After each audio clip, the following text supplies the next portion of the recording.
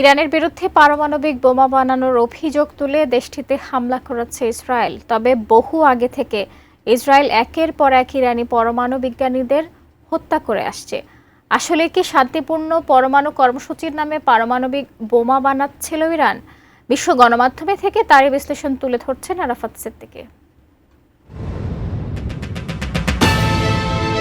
2003 সালে আনুষ্ঠানিকভাবে পারমাণবিক অস্ত্র কর্মসূচি স্থগিত করে ইরান। বিশ্বকে জানায় কেবল শান্তিপূর্ণ কাজেই পরমাণু প্রকল্প চালু রাখছে তারা।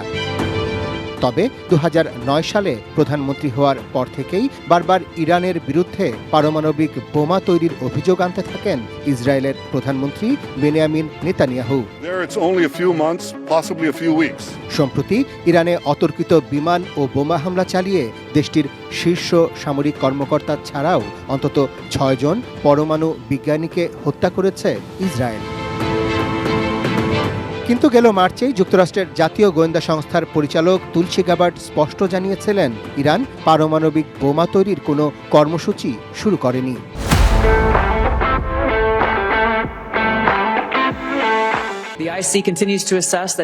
আইসি এখনো মনে করে ইরান পারমাণবিক অস্ত্র তৈরি করছে না এবং সর্বোচ্চ নেতা খামেনি 2003 সালে স্থগিত করা পারমাণবিক অস্ত্র কর্মসূচির অনুমোদন দেননি।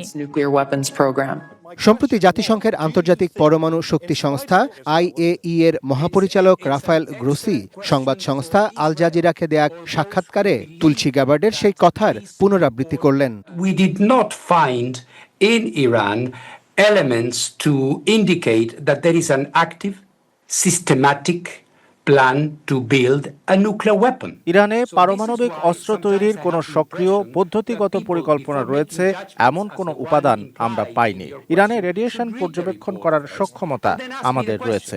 আমাদের পরিদর্শকরা এমন কোনো প্রমাণ দেখেননি যে ইরানে পারমাণবিক অস্ত্র তৈরি হচ্ছে।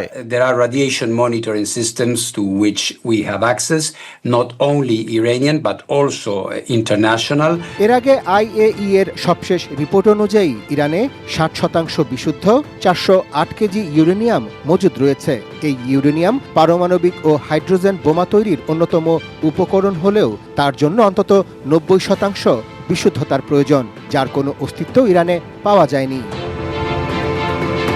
কাজেই ইরানে হত্যাযজ্ঞ চালাতে ইসরায়েলের যে প্রধান অজুহাত তাকে ভিত্তিহীন বলেই মনে করছেন আন্তর্জাতিক পরমাণু বিশ্লেষকরা। Arafat Siddiqui, desk report, ATN news.